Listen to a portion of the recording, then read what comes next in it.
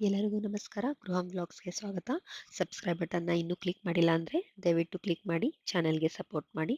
ಇವತ್ತು mixed vegetable sambar ಅಥವಾ ಗಜ್ಬಜ್ ಅಂಬಟ್ ಮಾಡೋದು ಹೇಗೆ ಅಂತ ನೋಡೋಣ.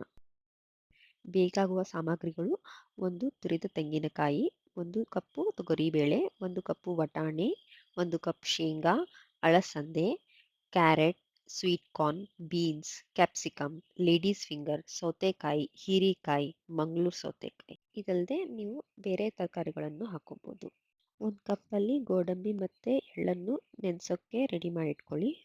ಅದಲ್ಲದೆ ಒಗ್ಗರಣೆ ಹಾಕೋಕ್ಕೆ ತುಪ್ಪ, ಸಾಸಿವೆ, ಮೆಣಸಿನ್ಕಾಯಿ, ಹಿಂಗು, ಕರಿಬೇವು ಇದೆಲ್ಲ ರೆಡಿ ಮಾಡ್ಕೊಳ್ಳಿ. ಸ್ವೀಟ್ ಕಾರ್ನ್, ಅಳಸಂದೆ, ವಟಾಣೆ, ತೊಗರಿಬೇಳೆ, ಶೇಂಗಾ ಇವೆಲ್ಲ ಕುಕ್ಕರಲ್ಲಿ ಹಾಕ್ಬಿಟ್ಟು 2 ವಿಸಲ್ ಬರೋ ತನಕ ಕುದಿಸ್ಕೊಳ್ಳಿ. ಎಲ್ಲ ತರಕಾರಿ ಕುಕ್ಕರಲ್ಲಿ ಹಾಕಬಾರ್ದು, ಏಕೆಂದರೆ ಓವರ್ ಕುಕ್ ಆಗುತ್ತೆ. ಇವಾಗ ಹಸಿ ಮೆಣಸಿನ್ಕಾಯಿ ಮತ್ತು ಹಿಂಗನ್ನು ಒಗ್ಗರಣೆ ಕೊಡಿ.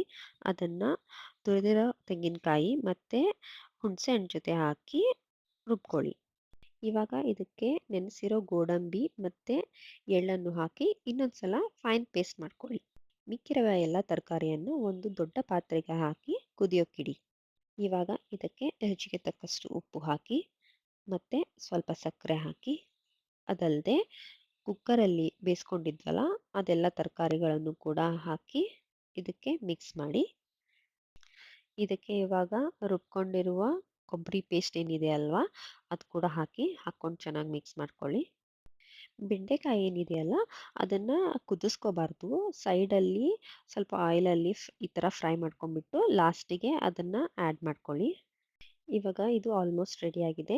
ಇದಕ್ಕೆ ಲಾಸ್ಟಿಗೆ ತುಪ್ಪದ ಒಗ್ಗರಣೆ ಒಂದು ಹಾಕಬೇಕು. ಅದಕ್ಕೆ ಒಂದು ಪಾತ್ರೆಯಲ್ಲಿ ತುಪ್ಪ ಹಾಕ್ಕೊಳ್ಳಿ. ಅದಕ್ಕೆ ಸಾಸಿವೆ, ಕರಿಬೇವು ಮತ್ತು ಕೆಂಪು ಮೆಣಸಿನ್ಕಾಯಿ ಹಾಕಿ ಲಾಸ್ಟಿಗೆ ಹಿಂಗೆ ಹಾಕಿಬಿಟ್ಟು ಈ ಒಗ್ಗರಣೆಯನ್ನು ಸಾಂಬಾರಿಗೆ ಹಾಕಿ ನಿಮ್ಮ ಮಿಕ್ಸ್ಡ್ ವೆಜಿಟೇಬಲ್ ಸಾಂಬಾರ್ ಅಥವಾ ಗಜ್ಬಜ್ ಅಂಬಟ್ ಏನಂತಾರೆ ಅದು ರೆಡಿಯಾಗಿದೆ.